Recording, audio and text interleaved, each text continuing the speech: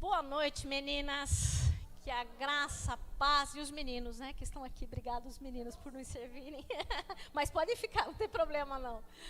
Que a graça maravilhosa de Cristo Jesus e o amor dele possa estar enchendo o nosso coração nessa noite. Que bom que você veio aqui. Hoje eu até me arrumei, botei um saltinho assim, né? Convidada da pastora Cris, falei, olha que honra. Há alguns anos atrás, eu li num livro uma história que eu achei muito interessante, que toda mulher precisava ter uma carregadora de macas. Olha que palavra estranha.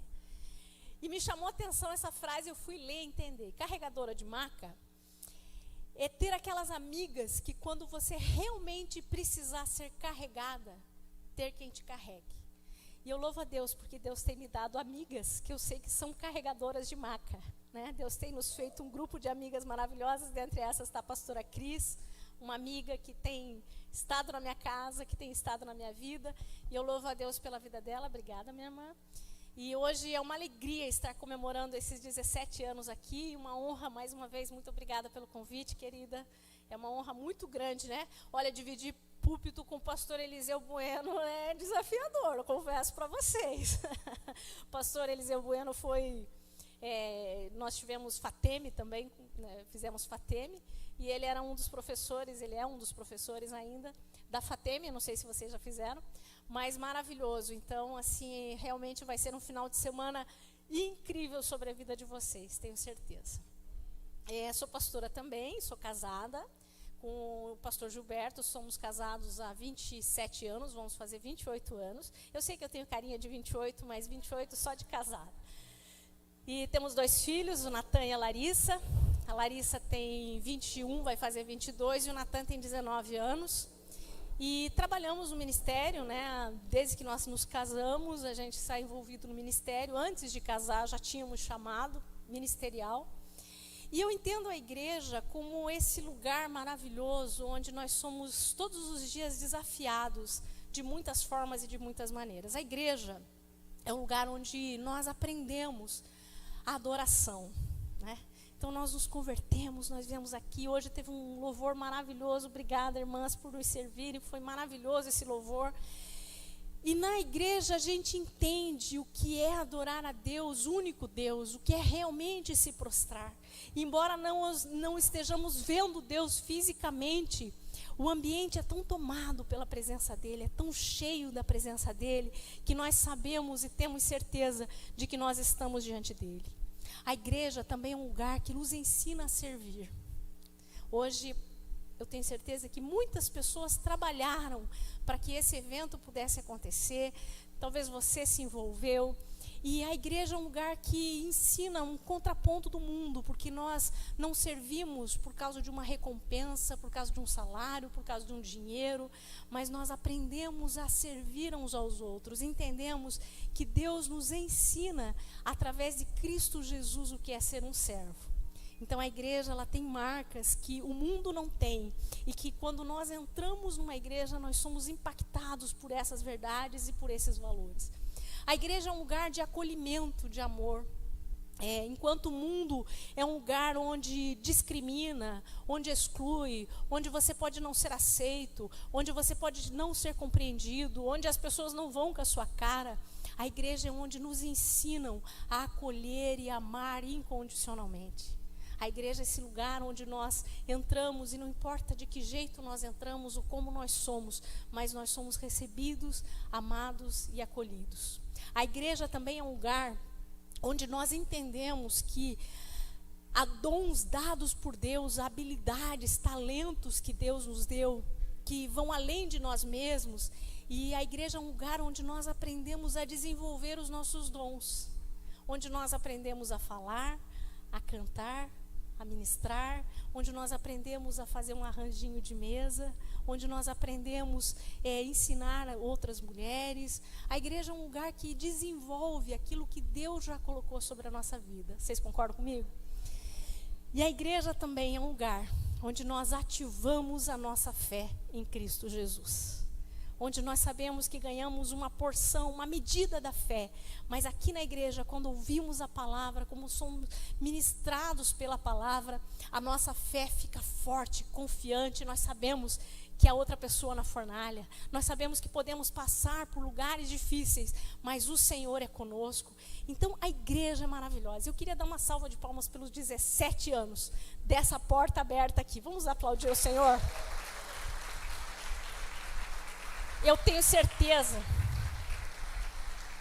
que nesses 17 anos, essa igreja deixou marcas em adoração, marcas em serviço, marcas em acolhimento, marcas em desenvolvimento e marcas na sua fé. Então, que você possa honrar esse lugar, honrar seus pastores, honrar a alegria de pertencer a um grupo tão maravilhoso que é a igreja do Senhor. A palavra de Deus diz que Jesus, ele percorria de cidade em cidade, ensinando, pregando e curando. E nesses 17 anos, pastora Cris, muitas pessoas foram ensinadas, muitas pessoas ouviram o evangelho do reino e muitos foram curados, porque essa porta estava aberta. Então, minha palavra para vocês, né, o pastor Saulo acho que não está aqui, está lá em cima, mas minha palavra é que vocês entendam isso. Às vezes, a gente olha assim e diz, 17 anos, era para estar com 17 mil. Eu sei como funciona. Mas nesses, talvez tenham passado 17 mil que a gente nem percebeu, mas que foram ensinados, que receberam o evangelho e que foram curados. A igreja é uma ideia de Deus. A igreja não é uma ideia de homens. Quando Jesus ele sobe, Deus sabe que o plano perfeito e contínuo de Deus vai ser que a igreja continue aquilo que Cristo Jesus começou. E que ele concluiu na cruz na sua obra, mas ele confia e conta com a igreja para ser a influência dos céus aqui na terra. Então Deus usa a igreja para ser uma influência no mundo, né? Jesus lá no sermão ele fala do sal e da luz, né? Esse sal que não deixa a decomposição, esse sal que dá sabor, esse sal que traz sede. Então eu sei que essa igreja tem sido essas marcas, esse sinal, e a luz, né? Que brilha entre os homens, que brilha no mundo e que mostra as obras daquele que nos chamou das trevas para a sua maravilhosa luz. Então eu sei que a igreja ela tem esse papel fundamental e tem sido influência. Eu sei que ao redor desse lugar essa igreja tem sido influência. Mas fiquem calmas que nós vamos chegar lá, tá bom? Nós vamos falar de mulheres. Eu acho que vocês estão ansiosas para isso, mas deixa eu falar um pouquinho. Depois a gente fala sobre mulher, tá bom? Fica fly, não se descabelar, tudo bem? É interessante que eu quero fazer agora um comparativo antes de nós entrarmos no nosso assunto de mulheres, de mulher para mulher. Não sou Marisa, mas é de mulher para mulher. Mas Jesus, ele a palavra chama, diz, e que a igreja é o quê? O corpo. E é interessante que é ele quem define as coisas ou traz a direção, mas a ação pertence à igreja. E aqui eu já vou começar a introduzir alguma coisa que nós vamos entrar.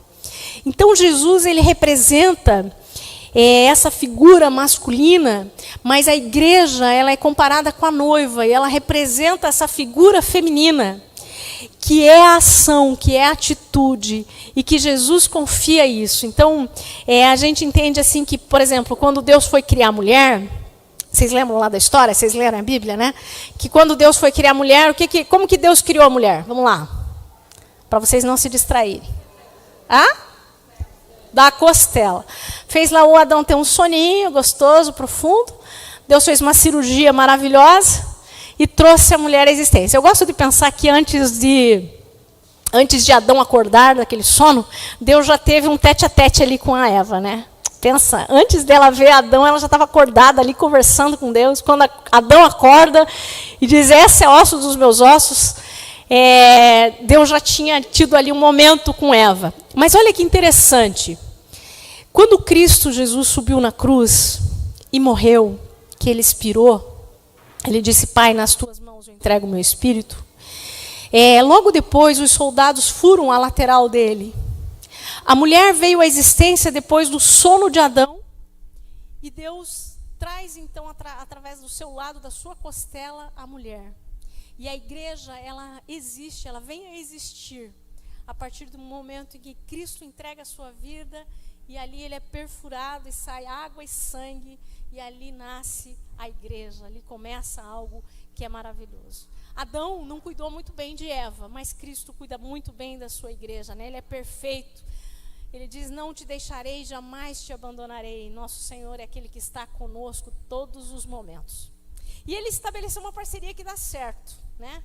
Entre ele e nós. Então, assim como entre o homem e a mulher, é uma parceria que dá certo. Eu já vou ali lavando algumas coisas, daqui a pouco a gente vai entrar. Jesus, ele nos amou de uma forma tão poderosa, de uma forma tão total, entregue. A Bíblia diz que os maridos devem amar as suas esposas como Cristo amou a igreja. Mas nós também, que somos a igreja de Cristo, nós entendemos que devemos honra para Ele, gratidão, respeito. Então, Ele nos ama e nós devolvemos em respeito. Ele se sacrificou por nós e nós devolvemos em obediência. Então, é uma parceria maravilhosa e poderosa que faz a diferença sobre a terra. Amém? Isso foi só a introdução para falar da igreja. Agora, respirem, que nós vamos entrar. Conseguiram para mim lá em cima? Gênesis. Quero colocar aqui. Gênesis 1. Se você tiver com a sua Bíblia, pode abrir. Gênesis 1, do 26 ao 28. Não sei se vai dar ali, vocês vão me dizer.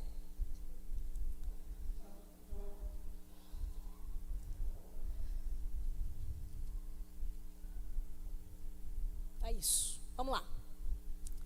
Então, Deus disse: façamos o ser humano à nossa imagem, e ele será semelhante a nós. Dominará sobre os peixes do mar, sobre as aves dos céus, sobre os animais domésticos, sobre todos os animais selvagens da terra e sobre os animais que rastejam pelo chão. Assim Deus criou os seres humanos à sua própria imagem. Fale comigo, a sua própria imagem. Guarde isso. A imagem de Deus os criou, homem e mulher os criou. Então Deus os abençoou e disse, agora eu quero que vocês leiam todas juntas. Vai lá. Sejam férteis, multipliquem-se, encham e governem a terra, dominem sobre os peixes do mar, sobre as aves dos céus e sobre todos os animais que rastejam pelo chão. Amém? Feche os seus olhos, eu quero fazer mais uma oração com você. Pai, nós queremos te dar gratidão por esta noite, por estarmos nesse ambiente preparado pelo Teu Espírito, Senhor. Por entender que o Senhor nos trouxe até aqui, que nós somos obras Suas, ó Pai. E que o Senhor tem algo extraordinário para completar, para nos ensinar e para nos mostrar, ó Deus, os Teus caminhos e os Teus propósitos. Nessa noite nós abrimos o nosso coração, a nossa mente. Nós trazemos em obediência todo pensamento ao Senhor agora cativo a Ti, Senhor. Nós declaramos que Tu és Senhor da nossa vida, nós Te amamos e que este ambiente seja um ambiente poderoso para produzir 100 por 1 na nossa vida, Pai. Em nome de Jesus nós oramos. Amém.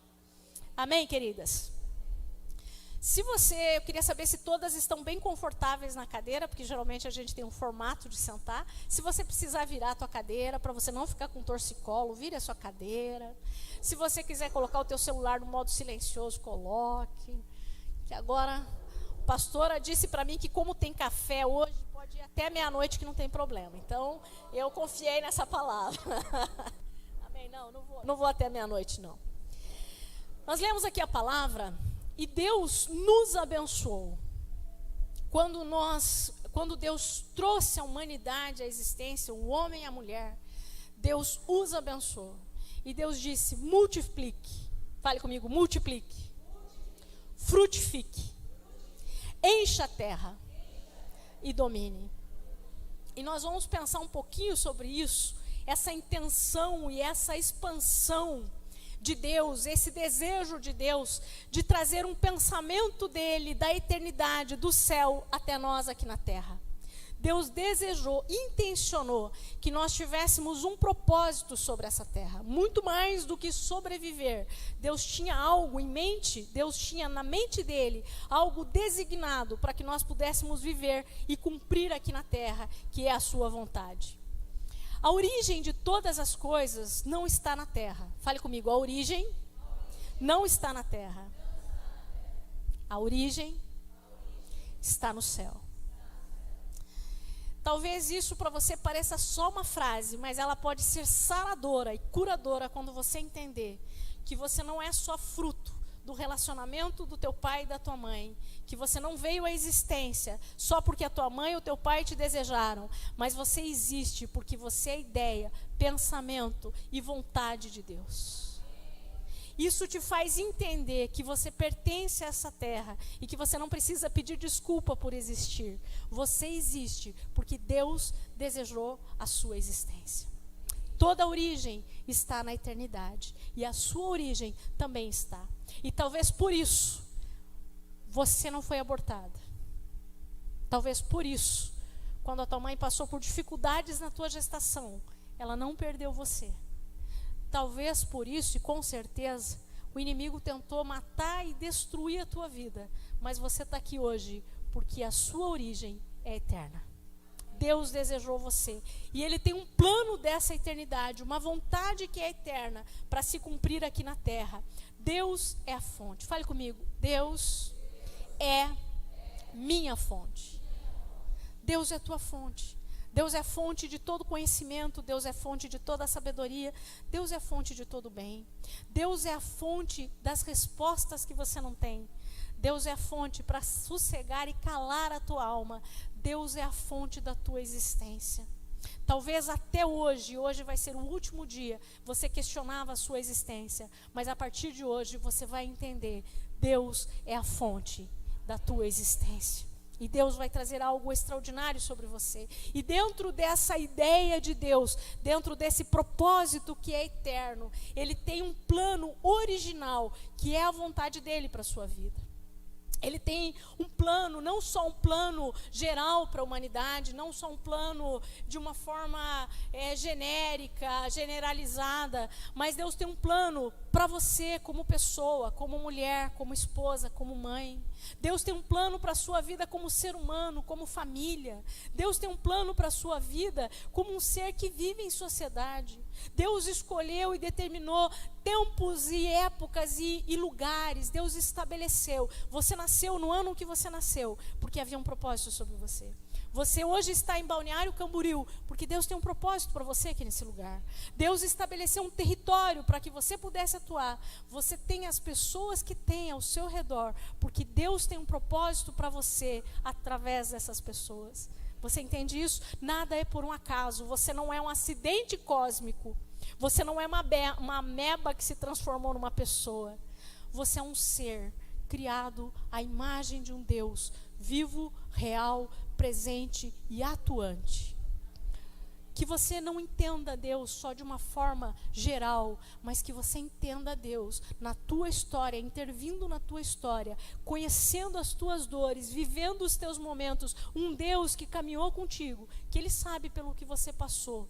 Mas o mesmo Deus que muitas vezes te viu na fornalha, foi o Deus que te livrou na fornalha. Foi o Deus que passou com você nessa fornalha. É o Deus que te trouxe hoje para um novo momento, um lugar onde você pode encontrar respostas que você nunca encontrou no mundo. Entende isso? Esse Deus que é a fonte de todo o propósito e que estão todas as respostas. A palavra de Deus diz, porque nele vivemos, existimos e nos movemos. Que você entenda que o fato de você respirar, de você ter passado pelo Covid, de você ter vencido esses 2 anos, de você ter superado tudo o que você superou, é porque nele você vive, existe e se move. E Deus vai te mover para lugares muito maiores do que você possa imaginar. Não só territoriais, mas de propósito, de vida, de existência, de significado. A tua vida tem sentido e tem significado. A resposta de quem somos não está em nós. A resposta de quem somos não está em nós. Não somos nós quem dizemos quem nós somos. Ou não é o que nós pensamos sobre nós. Ou não é o que nós achamos sobre nós. Nós somos o que Deus pensa e sabe sobre nós. Você não é fruto daquilo que as pessoas disseram que você seria. E dentro disso pode ter até palavras de bênção, mas pode ter palavras de maldições. Talvez quando você era pequena, alguém disse assim, você não vai dar em nada, você é uma porca, você é uma relaxada, você é uma fracassada, você não estuda, você é burra. Eu não sei quais as palavras que lançaram, mas você não é o resultado do que falaram para você.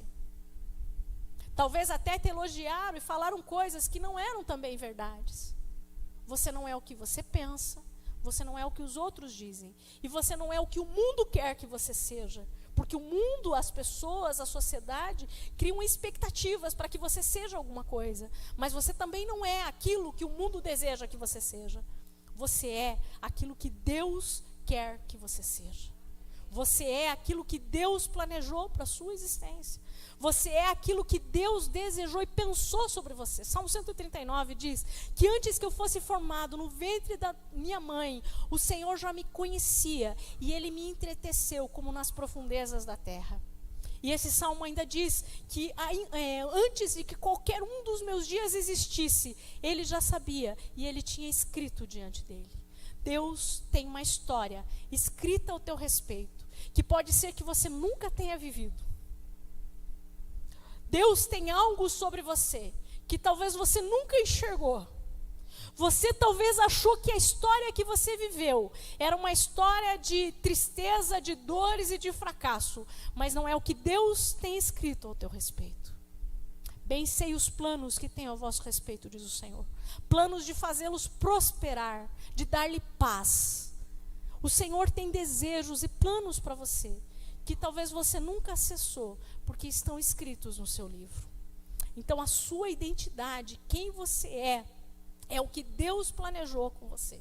Lembra quando nós começamos a ler o texto, e nós lemos ali que nós somos feitos à sua imagem? Essa imagem, fale comigo, idêntico. Nós somos idênticas àquilo que Deus tem no céu. Isso é identidade. A terra não pode dar a sua identidade. A terra não pode dizer quem você é. Nem mesmo seus pais, nem mesmo as pessoas que passaram pela sua vida, nem seu marido, nem seus filhos, nem você mesmo quando olha no espelho. Porque você não tem toda a verdade. Você é idêntica àquilo que Deus tem escrito no livro dele ao seu respeito. Isso é a sua identidade. A identidade não é algo construído, como os psicólogos dizem. Falo isso porque eu sou casada com um psicólogo. E a psicologia, ela diz que a identidade é algo construída. E eu discordo de Freud, Lacan, seja de quem for. A identidade é algo que você nasce com, porque você nasce idêntico ao que Deus escreveu na eternidade. O que é construído sobre nós é a personalidade. Então as pessoas colocam a personalidade, vem da palavra persona, que é uma capa. Colocam algo sobre você, que é uma máscara. Você vai aceitando papéis e você vai achando o que você é. Mas na verdade não é isso. Você foi construída numa personalidade, você foi construída numa persona. Mas a sua identidade, só quem sabe, só quem conhece é o teu Pai. Ninguém mais sabe quem você é. Talvez você ainda não se descobriu. A identidade é algo que nós descobrimos e não construímos. Quer ver? Eu vou te dar um exemplo bíblico. Lembra quando Jesus estava com os discípulos e ele disse assim: quem os homens dizem que eu sou? Lembram disso? Dessa história? E daí os discípulos disseram assim: uns dizem que tu és profeta, uns dizem que tu és Elias, uns dizem que você é isso, que você é aquilo. E daí ele fala assim: mas e vocês? O que vocês dizem que eu sou? E aí Pedro levanta e diz assim: tu és o Cristo, o Filho do Deus vivo. E aí Jesus fala para ele assim: não foi carne ou sangue que te revelou, Pedro. Simão, o nome dele era Simão. Simão é alguém inconstante, é alguém que não tem uma continuidade. Simão era o persona que falaram sobre ele. Sempre diziam: você é impulsivo, você não termina, você é inconstante, ora você está lá, ora você está cá. Mas quando Pedro teve a revelação de quem era Jesus, Jesus dá a revelação de quem ele era. Tu, a partir de agora, não és mais Simão, mas tu és Pedro, tu és uma rocha. Identidade nós só conhecemos quando conhecemos a Cristo. Quando Cristo é revelado na nossa vida, nós passamos a entender quem nós somos. Dá para entender isso? É por isso que quando a gente se entrega ao Senhor, Ele começa a fazer uma mudança na nossa mente. E nós começamos a pensar de uma forma diferente, se olhar de uma forma diferente, nos amar de uma forma diferente. Porque Cristo, Ele começa a revelar quem de fato nós somos. E você é o que Ele diz sobre você. E você não é o que o mundo diz sobre você. Amém? Dá para entender isso? Então nós precisamos, agora eu quero entrar com vocês de uma identidade, mas de uma identidade feminina, tá? Hoje nós vamos agora generalizar. Fomos um pouquinho para o foco, agora vamos generalizar. Mas você precisa entender isso, que uma ideia de Deus é de origem eterna. E essa origem eterna, ela tem um propósito sobre a terra. Então, você é quem você é, porque Deus decidiu que você seria dessa forma, porque há um propósito dele sobre a sua vida. E dessa forma, Deus também entendeu a necessidade de trazer a mulher à existência. Tudo era muito bom, mas quando Deus viu o homem sozinho, o que ele disse? Não é bom. Far-lhe-ei uma auxiliadora, ajudadora, que lhe seja idônea. Essa palavra, quando o Senhor diz ajudadora, idônea, a palavra no original é exerkenegdo. Você não precisa gravar essa palavra. Mas o significado dela é tremendo. Quando Deus disse assim, eu vou fazer para este homem, exerkenegdo, eu vou fazer para ele uma mulher que seja muito capaz, com muitas habilidades, com uma grande potencialidade, com muitas características diferentes. Uma mulher que possa completá-lo, uma mulher que possa ser da altura dele para cumprir o que eu desejo para ele sobre a terra. Quando Deus pensou em você, Deus fez características, capacidades e habilidades muito maiores do que você já experimentou na sua vida. Deus te fez muito capaz. E a palavra kenegdo, ela traz a ideia daquela que esteja pronta para socorrer. Kenegdo é mais ou menos como quando Jesus fala do Espírito Santo, que seria o nosso ajudador. Lembra quando ele fala disso? O consolador, o ajudador. Quando Deus faz a mulher, ele coloca a mulher e dá a ela a capacidade, com muitas habilidades, que nós vamos pensar um pouquinho hoje, e também com o potencial, com a força de poder socorrer. Por que que Deus colocou Eva do lado de Adão? Por que que Deus colocou a mulher do lado do homem? Porque Deus tinha um propósito. Fale comigo, propósito. Vocês estão com sono, não, né? Tá tudo bem? Posso continuar? Deus tem um propósito. Propósito de multiplicar. Fale comigo, multiplicar, frutificar, encher a terra e dominar. Você só multiplica daquilo que você tem. Você multiplica aquilo que está nas suas mãos, sim ou não? Você frutifica de quem você é. Você só pode frutificar daquilo que você é. Você só pode encher a terra com a glória de Deus. Toda a terra será cheia da sua glória. Encher a terra não é encher de filhos, embora seja uma bênção também. Mas esse versículo só é usado para quando os casais casam, começam a ter um segundo filho, o pastor já começa a dizer, vai encher a terra, vai multiplicar, vai frutificar. Não, é mais do que isso. E nós vamos pensar hoje sobre essas coisas. Encher a terra da glória de Deus. E dominar sobre o mundo físico, aquilo que vemos, e sobre todo o mal. Entende? Então nós vamos pensar, esse vai ser, agora sim, eu fiz a introdução, agora nós vamos começar, tá bom? Então eu quero fazer 4 questões, 4 perguntas para vocês. O que você tem? Eu quero que você pense. O que você tem?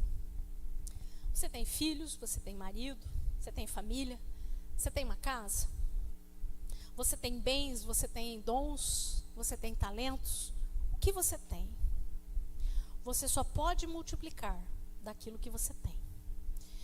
Certa vez Jesus estava com uma multidão e ele olhou para aquela multidão faminta e olhou para eles e os discípulos disseram: acho que eles têm fome.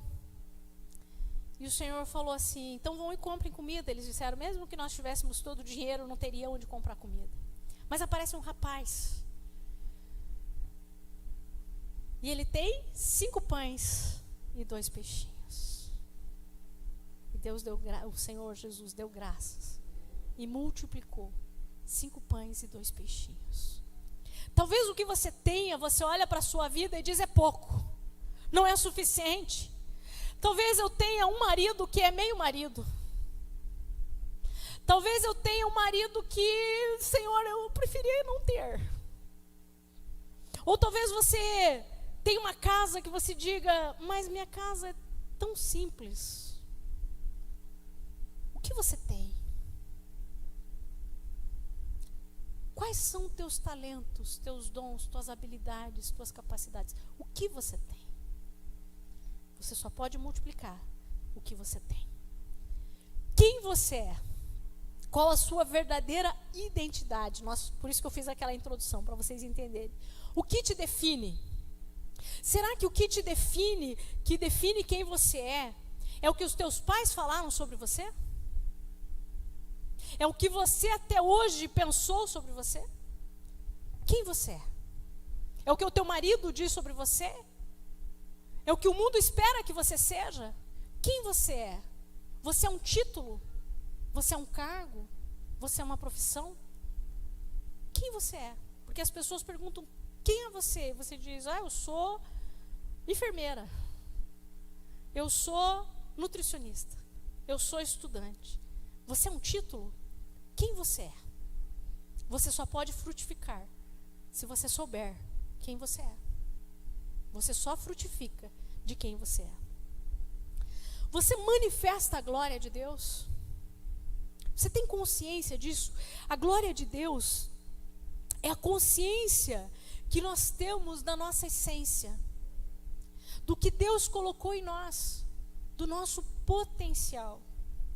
A glória de Deus só pode ser expressa quando você entende que o que você faz, você não faz por causa de você mesma. Você faz porque a glória de Deus se manifesta.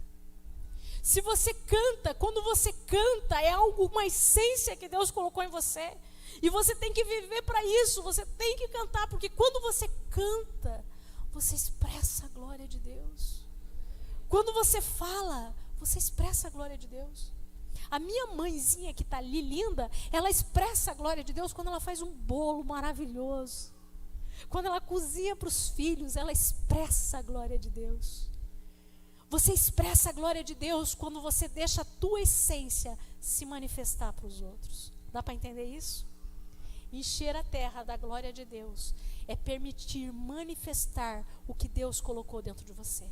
Tem pessoas que têm uma falsa modéstia, que dizem: eu não vou fazer porque eu não quero aparecer. Mas você retém a glória de Deus quando você não faz aquilo que você foi criado para fazer. Vou repetir. Quando você não faz o que você nasceu para fazer e aquilo que é a tua essência, que Deus coloca, você retém a glória de Deus.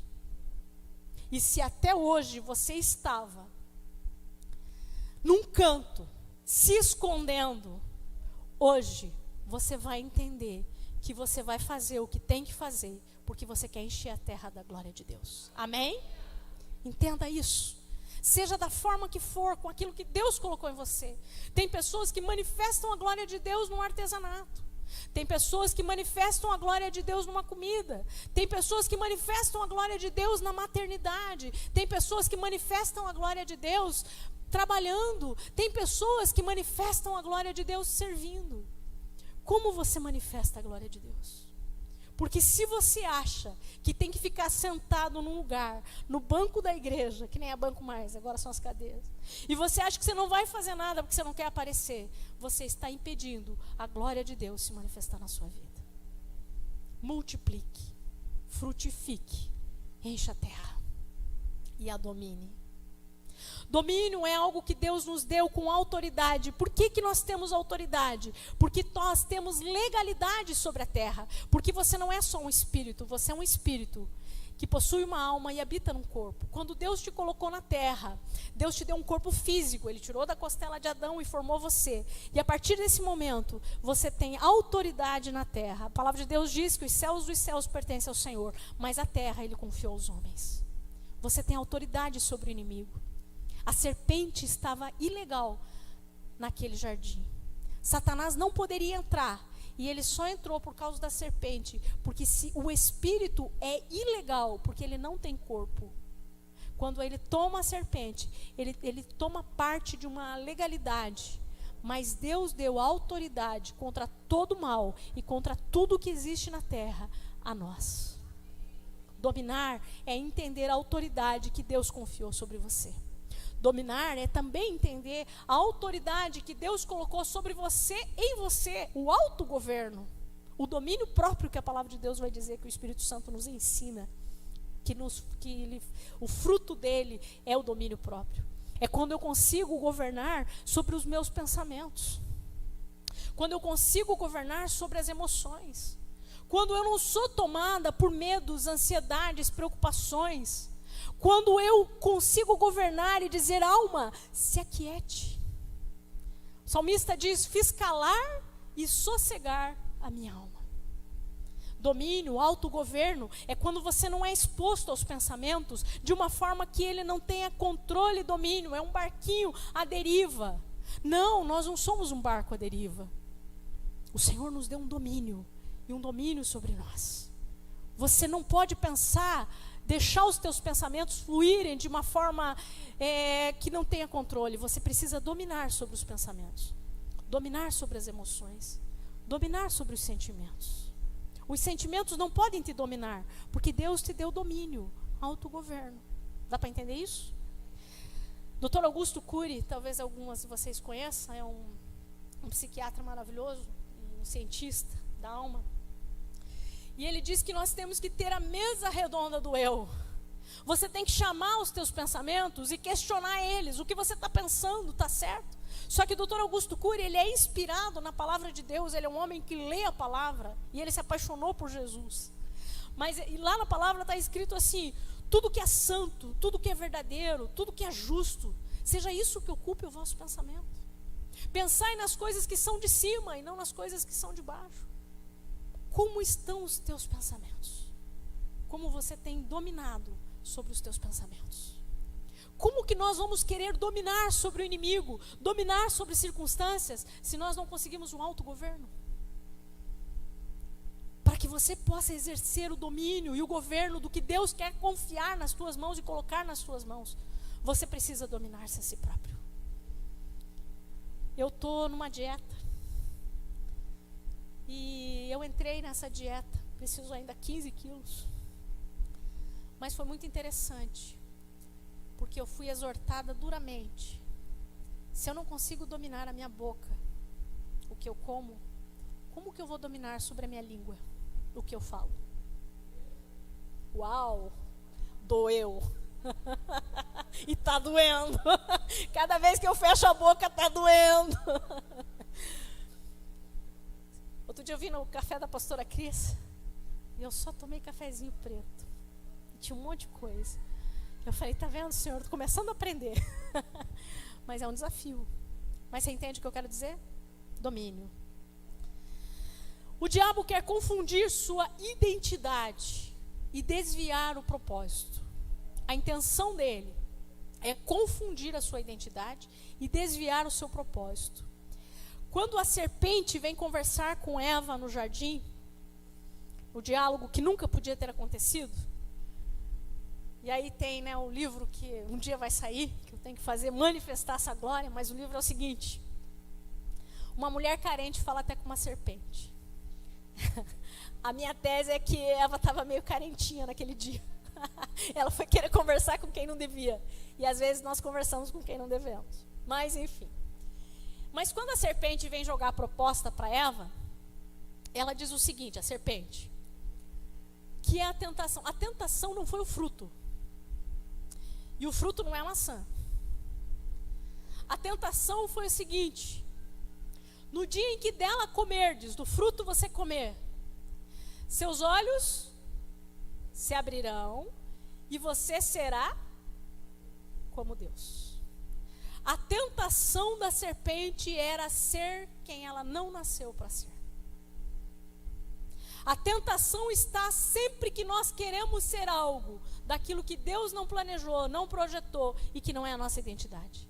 Quando você se compara e quer ser igual a alguém, ou você quer ser como a outra pessoa, você está vivendo uma tentação. Dá para entender isso?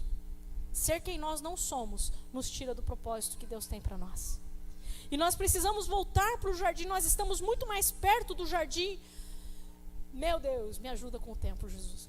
Nós estamos muito mais perto do jardim do que quando começou. Nós de novo estamos numa posição que é o final dos ciclos. Deus começou com o jardim e Deus deu honra ao homem e à mulher. A mulher saiu dessa posição, o homem caiu dessa posição, ambos caíram dessa posição, entraram no pecado e por toda a Bíblia, durante os 3 primeiros capítulos, Deus mostra um propósito, uma vontade, um desejo. E o restante da Bíblia, Deus está restaurando o homem à posição que ele caiu. Dá para entender isso? Não dá para entrar muito a fundo, mas espero que você entenda. E nós estamos chegando no final de um ciclo. Jesus está voltando, não está? Nós estamos mais perto do que antes. E no final desse ciclo, nós estamos de novo na mesma posição do jardim. E a serpente está solta pela terra. E a tentação está de novo. E é isso que se chama feminismo. Tentando destruir identidade e propósito. Quando a serpente joga a proposta de você ser como um homem, você está voltando à tentação de querer ser quem você não nasceu para ser. O feminismo, ele está masculinizando a mulher e feminilizando o homem. Dizem que a maior crise do feminismo não está na mulher, mas no homem que já não sabe mais quem ele é e qual é o seu papel no mundo e na sociedade. A distorção de propósitos e valores está destruindo a humanidade e a nossa sociedade. Dá para entender isso? Por quê? Porque ele quer destruir o valor. Quando você quer ser quem você não nasceu para ser, é porque você não está entendendo qual é o seu valor. Deus quer restaurar o seu valor em nós. Quando nós não sabemos o nosso valor, isso é autoestima baixa. Autoestima é como eu vejo o meu valor. Que valor eu dou a mim mesma? Se eu não sei quem eu sou na eternidade em Cristo, se eu não sei realmente que Deus desejou a minha existência, eu vou comparar o meu valor com outra. E aí eu vou ficar em baixa autoestima, porque se eu me comparar com a Gisele Bündchen, eu vou perder. Se eu me comparar com, me ajude, uma cantora bem linda, famosa, maravilhosa, me ajude. Beyoncé, vamos pensar Beyoncé, vocês sabem quem é Beyoncé, né? Eu não lembrei de nenhuma gospel agora, mas enfim. Foi que me veio na cabeça. Aline Barros, tá bom. O Roxinol do Brasil. A Gabriela Rocha, aí agora começou a aparecer os nomes. Se eu me comparar com a Gabriela Rocha, eu vou perder feio, porque eu não sei cantar nem no banheiro. Se eu for me comparar com a Michelle Bolsonaro, eu vou perder. Eu sempre vou perder se eu me comparar com alguém. Mas quando eu entendo quem eu sou em Cristo, eu não deixo que nada e ninguém destrua o meu valor. Porque eu sou obra sua, criada por Ele, para propósito. Entende isso? Então nós precisamos entender o nosso valor. E o feminismo quer destruir o nosso valor. Nós não precisamos provar nada para ninguém. Ele quer desviar o nosso propósito. Qual que é a proposta? Independência, foi o que a mulher desejou no jardim. O que a mulher queria, o homem queria, era ser independente de Deus. é levar a vida sem precisar de Deus. Independência ou morte? Morte. Foi morte. O homem morreu. Independência e não parceria. Sempre que nós queremos independência, seja do céu como de outras pessoas, vamos pensar o seguinte: vocês estão numa comunidade, numa igreja. Se você quiser ser independente da igreja e dizer, eu sou a igreja sozinho na minha casa, é morte. Se você acha que o teu casamento não está dando certo e que você sozinha seria melhor, independência ou morte? Morte. A independência nos leva à morte. Dá para entender isso? Deus confiou na parceria, por isso ele colocou Adão e Eva no jardim. Deus confiou a parceria, por isso ele colocou o homem na terra, para sermos parceiros, céus e terra. Nós não somos independência. Diferenças não têm a ver com valor, mas com papéis. Deus nos fez diferentes, com papéis diferentes. E esse papel da mulher ajudadora idônea, que eu já falei para vocês, com muitas capacidades, habilidades, eu quero falar de duas coisas agora. E já estamos caminhando para o final. Então aguenta mais um pouquinho, tá bom? Você aguenta mais um pouquinho? Amém? Então vamos lá. É festa, né, pastor? Hoje é festa. Muitas não trabalham amanhã, não tem hora para acabar. É que eu falo muito mesmo, eu sou a graça de Jesus. Mas eu orei hoje, falei, Senhor, não deixa eu falar muito. Mas eu estou tentando me segurar. Capacidades, fale comigo, capacidades e contribuições. Quando Deus nos fez com papéis diferentes, com diferenças, que os homens e as mulheres têm diferenças, ok? Nós vamos pensar um pouquinho sobre isso. Quando Deus nos fez essas diferenças têm intenção de capacidades. As diferenças que nós temos, aliás, deixa eu mudar a frase aqui. As nossas capacidades estão nas diferenças. Eu vou repetir essa frase. As nossas capacidades como mulher estão nas diferenças. E aí quando nós queremos ser igual, nós estamos perdendo o quê? Nossas capacidades. Nós estamos anulando aquilo que nós temos de maior valor. As nossas capacidades estão nas diferenças. Quer ver? Fisicamente, falando assim, biologicamente, às vezes eu tenho até medo de fazer essa pergunta, porque às vezes umas respostas assim, né? Mas vamos lá, vou arriscar, tá bom? Se você vê que a resposta é meio feia, você só pensa, não responde, tá bom? Vamos falar de uma diferença biológica, homem e mulher. Uma diferença. O nosso corpo é diferente do homem. Eu já falei, se for uma coisa feia, você não fala, só pensa. Mas o que nós temos de diferente, que dá para falar? Ciclo. Nós temos um útero, nós só temos um ciclo porque nós temos... Homem pode ter útero? Ele pode ser um trans, ele pode mudar o seu corpo, ele pode ter um útero? Não. O útero é uma diferença. Nas nossas, lembra da frase?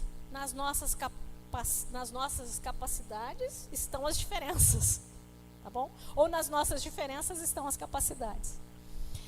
Quando Deus colocou um útero em nós, para que serve um útero? Para gerar. Deus nos deu o poder de gerar, que o homem não pode ter. E nas diferenças estão as nossas capacidades. Nós não simplesmente geramos um filho, não só geramos uma vida, que é extraordinário, só Deus pode gerar uma vida. Mas Deus compartilhou o gerar uma vida conosco, mulher. Dá para entender isso? Isso é maravilhoso. E o que o feminismo quer fazer? Destruir esse valor. Destruir. E aí quando nós temos esse útero, nós não temos somente um útero físico, nós também temos um útero emocional. Fale comigo, útero emocional. Nós temos um útero espiritual. Isso, útero. Olha só. Tudo que a mulher recebe, tudo, ela recebe, gera e devolve. Ok? Vamos lá. A mulher recebe um espermatozoide. Ela recebe, gera e devolve um filho. Ela recebe uma semente de plantinha. Ela recebe, ela planta, gera e devolve uma planta. Ela recebe uma sacola de comidas, só sacola. Ela recebe, gera e devolve uma refeição. A mulher ganha uma casa. Ela recebe, gera e devolve um lar. Sim ou não? Tudo que a mulher recebe, ela recebe, gera e devolve. Aí ela recebe um cartão de crédito. Misericórdia, Jesus. A mulher recebe, gera e devolve. Mas a mulher, vamos lá. Vamos pensar o seguinte. Eu sofri isso. Eu tive 2 abortos espontâneos. Eu recebi, gerei, mas veio com uma deformação. Então eu tive um aborto espontâneo. Sofri muito, foi muito difícil, mas eu venci isso. O nosso útero físico, ele é seletivo. Fale comigo, seletivo. Ele sabe aquilo que não vai ser bem formado. E embora ele receba e vá gerar, aquilo que não é bem formado, ele vai expelir e devolver. Ok? Assim também deveria ser o nosso útero emocional. Porque nós recebemos uma palavra e daqui 10 semanas você ainda está falando aquela palavra que teu marido disse que não gostou do teu cabelo. Aquele dia que ele olhou para você e disse, nossa, está tão cheinha. Você recebeu, girou e devolveu no monte de ira. Nós recebemos, geramos e devolvemos. Mas muitas vezes não selecionamos aquilo que recebemos. E geramos monstros, deformidades na nossa vida emocional. Nós precisamos aprender a receber. E se não é uma palavra boa, querida, aborta. Se vai gerar um monstro em você, aborta. Se as palavras que lançaram sobre você são palavras de destruição e de morte, aborta. Mas nós carregamos muitas vezes por anos uma gestação de uma palavra que recebemos na infância, de uma palavra que um professor deu, de um bullying da escola. Nós recebemos aquilo e vamos gerando monstros emocionais dentro da nossa alma. Dá para entender? As nossas diferenças são para nos capacitar.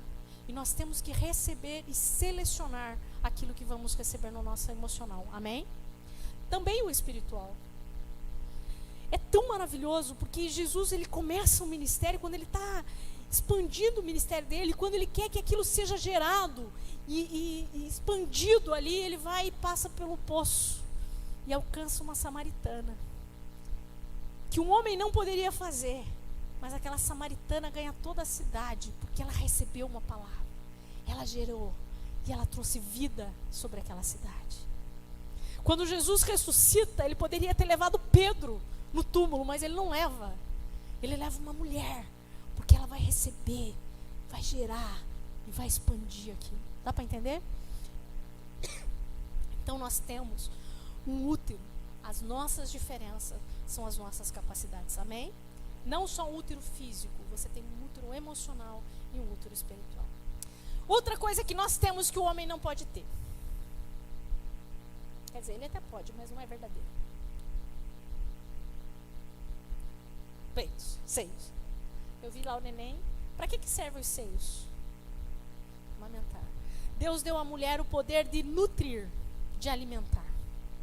Como mulheres, as nossas diferenças são as nossas capacidades.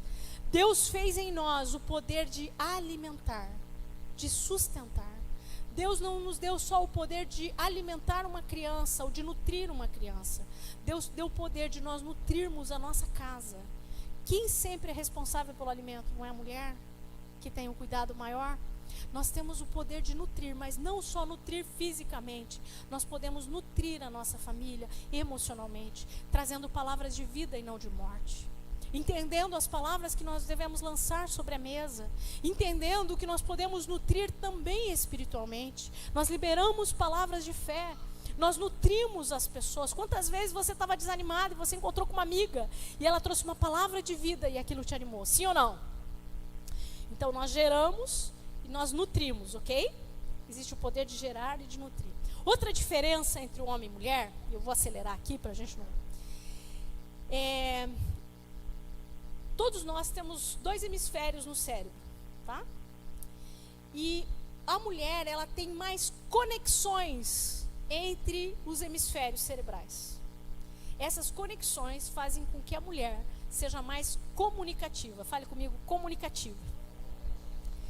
Essa comunicação é o poder que a mulher tem para executar. A mulher é multitarefas.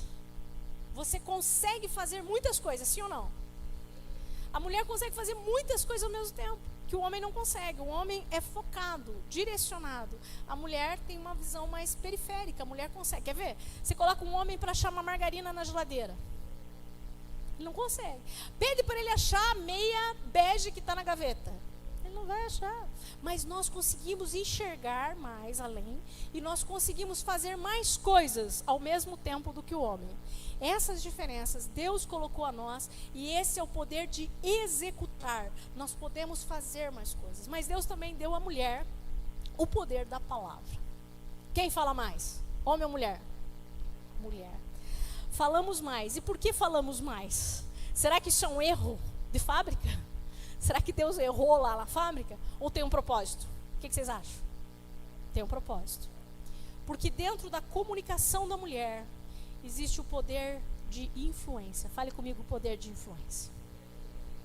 Abraham Lincoln disse uma frase: a mão que balança, a mão que governa o mundo é a mão que balança o berço. Já ouviram essa frase? A mão que governa o mundo é a mão que balança o berço. A mulher não precisa ter posição para liderar.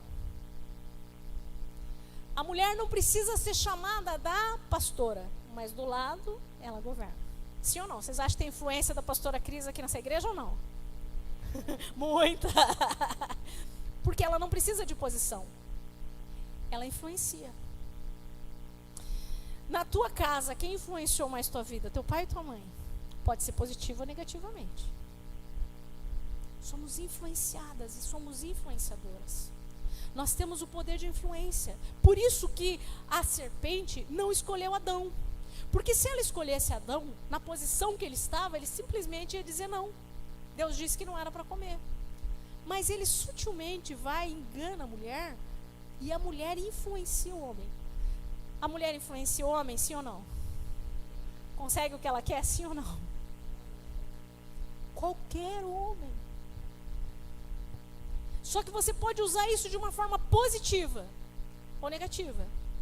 Jezabel influenciou, mas foi positivo ou negativo? Negativo. Eva influenciou, mas foi positivo ou negativo?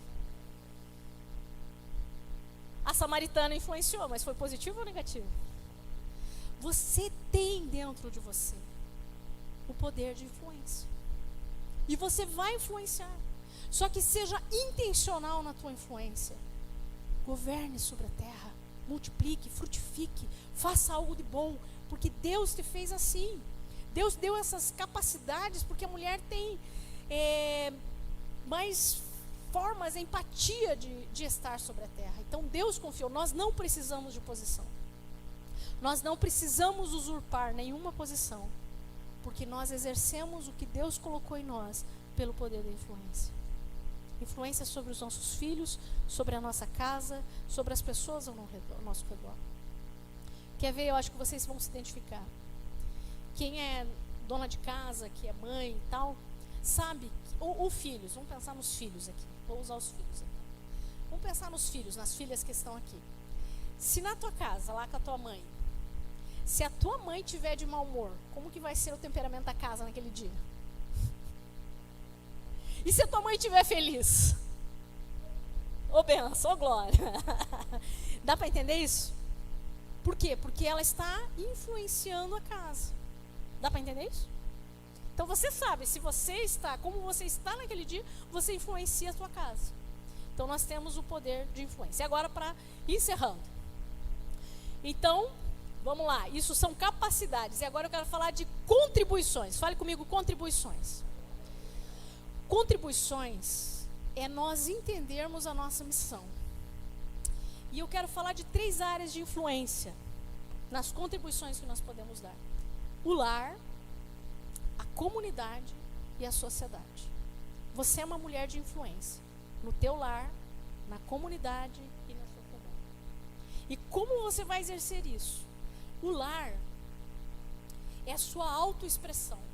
Fale comigo, meu lar é minha autoexpressão.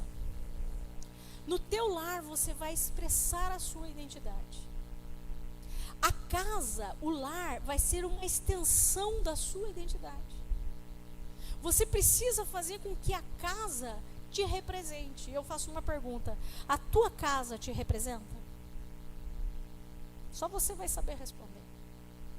Hoje eu vi um vídeo, se vocês até quiserem seguir, é no Instagram, Pausa para o Café. Acho que é mais ou menos isso, a Larissa me mostrou. Eu achei, até queria mostrar para minha mãe, depois eu vou mostrar para ela. É uma menina simples. Eles tinham um carrinho velho e eles resolveram trocar numa casa. Só que essa casa não tem reboco, é uma casa só com tijolo, só chão bruto, o vaso não tem tampa. Mas ela decidiu que aquela casa seria a expressão dela. Gente, você chora nos vídeos. Pensa numa casa em ordem, limpinha, com alegria, com identidade. Uma casa extremamente simples, ela pegando a areia e a terra para arear aquelas panelas, mas aquelas panelas brilhando. Sabe o que isso significa? Ela está manifestando quem ela é, com a simplicidade com que ela tem. Às vezes nós não conseguimos expressar quem nós somos com a nossa casa. Por exemplo, se você tem uma desordem na sua casa, eu tenho certeza que aquilo não te representa. Você olha para aquilo e alguma coisa está em desordem em você. Sim ou não?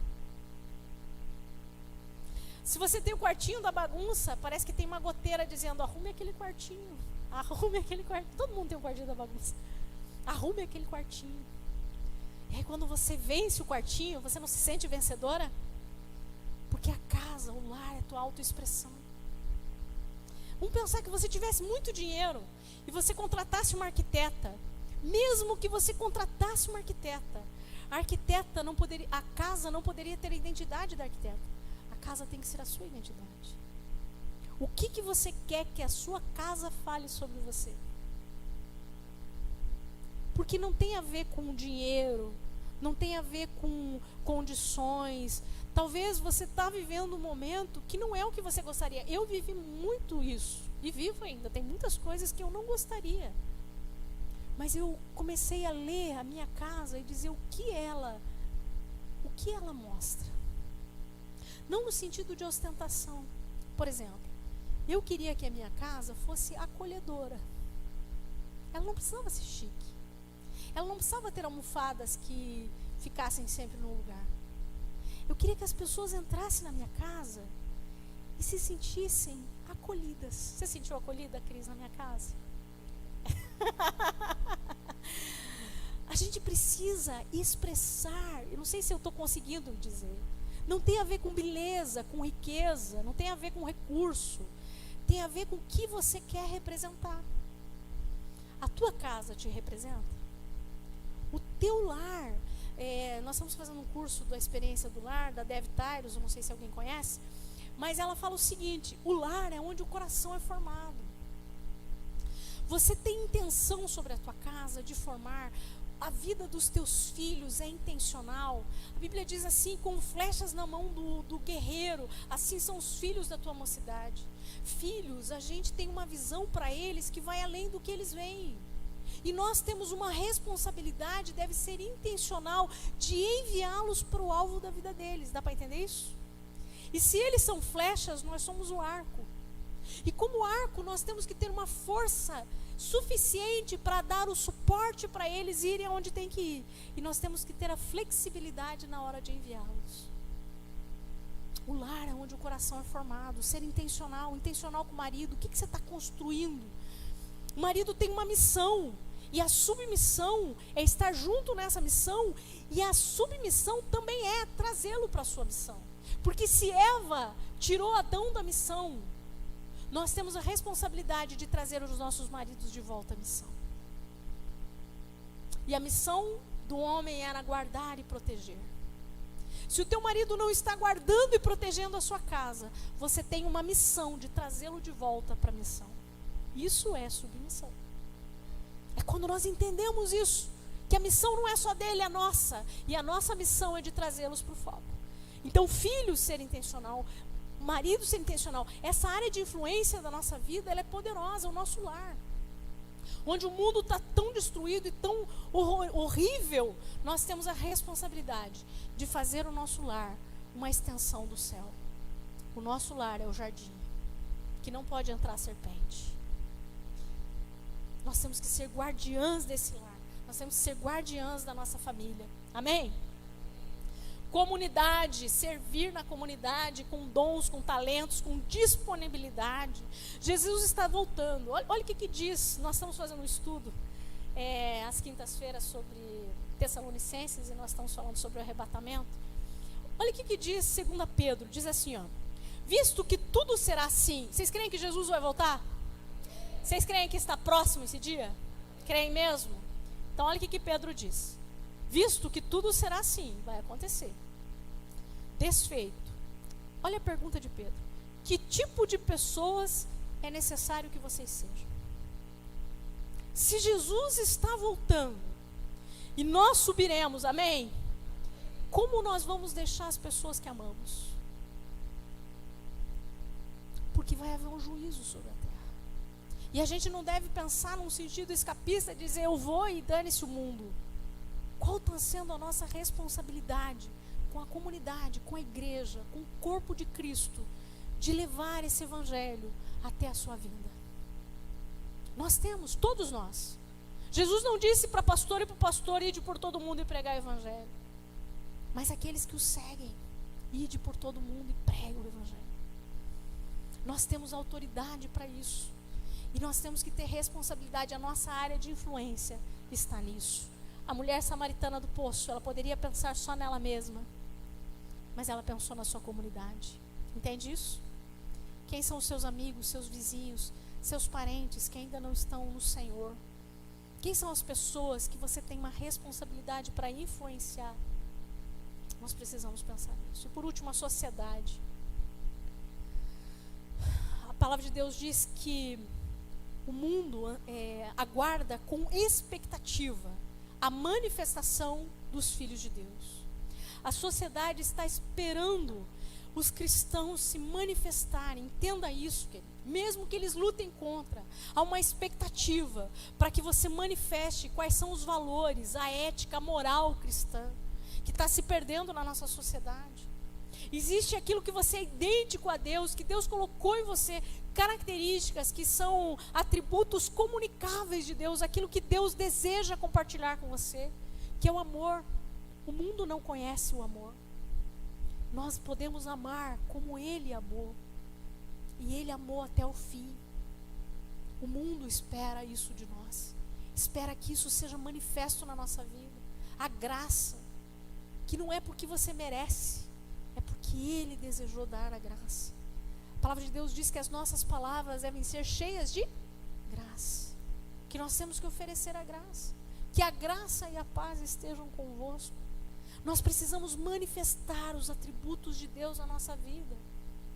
Graça é um atributo, bondade, misericórdia, generosidade, são características que o mundo não tem, mas que nós temos porque nós somos idênticos a Ele. Amém? Nós podemos expressar santidade enquanto está um mundo de corrupção. Brilhe a vossa luz para que os homens vejam as suas boas obras. Nós não somos salvos porque fizemos boas obras, ou não somos salvos por causa da santidade, mas o fato de termos nascido de novo nos conduz a um caminho que é diferente do mundo. Nós somos guardados nele, protegidos nele.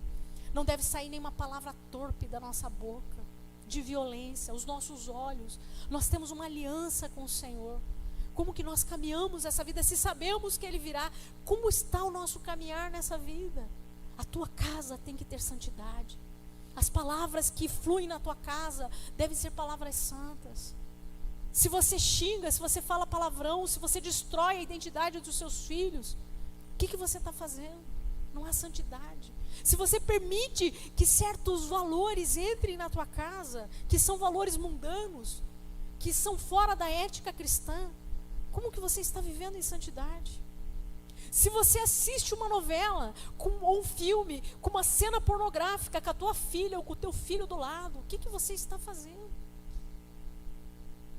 Nós precisamos manifestar o caráter de Deus na nossa casa, na sociedade, no mundo. Nós sim temos que viver a verdade no mundo de tantos relativos, no mundo de tantas mentiras, de tantas narrativas. Nós temos a verdade. Conhecereis a verdade, e a verdade vos libertará. A verdade não é um slogan político. A verdade é Cristo Jesus. E a verdade é absoluta. Estão tentando destruir a fé, destruir a palavra de Deus, dizendo que a religião é loucura, que a religião, que Deus é uma criatura da mente humana. Não, nós precisamos ir contra esses valores e dizer não, nós somos criaturas de Deus, feitos à sua imagem e semelhança. Deus não é fruto da minha imaginação, Deus é o Senhor soberano dos céus e da terra. Há uma verdade poderosa em nós, há uma verdade que Deus amou o mundo de tal maneira que deu o seu único filho. Há uma verdade de salvação. Jesus morreu por essa humanidade. O teu vizinho perturbado, endemoniado, sabe aquela pessoa que você olha e fala assim, você vê um capeta nele? Jesus morreu por ele, e ele é salvo, só que ele não sabe, por isso ele é escravo de Satanás. Mas quando você manifestar a verdade de Deus, quando você manifestar o caráter de Deus, essas pessoas verão a luz e glorificarão a Deus. Você entende isso? Você precisa manifestar, essa sociedade precisa ver, a tua casa precisa ver esses absolutos. Finalizando, agora sim. Multiplique o que você tem. O que você tem? Eu comecei perguntando isso. O que você tem? Dá para multiplicar? Dá? Dá para multiplicar 5 pães e 2 peixinhos? Dá para multiplicar a graça, o amor, a bondade, a misericórdia? Dá para multiplicar, aliás, dá para frutificar de quem você é? Dá para liberar a tua essência? Existe muito mais coisas boas dentro de você que você imagina. Frutifique. Encha a terra com a glória de Deus. Deixa manifestar a essência de Deus que está em você. E domine você mesma. E domine sobre o todo o mal. Levante-se. Amém, queridas? Há muito mais de Deus para nós. Há propósitos muito maiores. Teus filhos vão alcançar lugares muito mais altos de que você não alcançou. Os propósitos de Deus sobre a tua casa vão ser muito maiores e muito melhores do que você já imaginou. O teu lar pode ser ainda melhor do que é. A tua vida pode expressar a glória de Deus. Fecha os teus olhos. Pai, nós queremos te agradecer, Senhor. Te agradecemos porque nós somos frutos teus, Pai. Nós somos frutos do teu pensamento, do teu desejo, do teu querer. Nós estamos nessa terra. Não estamos aqui por um acaso e não somos um acidente. Nós estamos aqui porque o Senhor desejou a nossa existência. E nós não vamos desperdiçar a nossa vida. Nós não vamos desperdiçar os nossos talentos, os nossos dons. Nós não vamos desperdiçar a sabedoria. Nós não vamos desperdiçar a salvação que veio sobre nós, a tua graça maravilhosa. Pai, nós queremos multiplicar aquilo que o Senhor colocou nas nossas mãos. Nós queremos frutificar daquilo que o Senhor construiu, daquilo que é a nossa identidade em nós. Nós queremos, ó Deus, encher a terra da tua glória, Senhor. Nós queremos que o mundo veja a glória que o Senhor colocou em nós. Nós queremos, ó Pai, que dominar sobre as coisas, ó Deus, que muitas vezes temos permitido. Tira-nos, ó Deus, toda a permissividade, Senhor, e nos dá autoridade para governar sobre aquilo que o Senhor colocou em nossas mãos. Eu quero abençoar cada mulher, eu quero pedir a tua cura, que o teu Espírito Santo nessa madrugada traga as palavras, traga cura, Senhor, restaure, faça o teu querer e o teu propósito, que nós possamos desfrutar daquilo que o Senhor já nos abençoou, Pai, em nome de Jesus. Amém, amém, glória a Deus.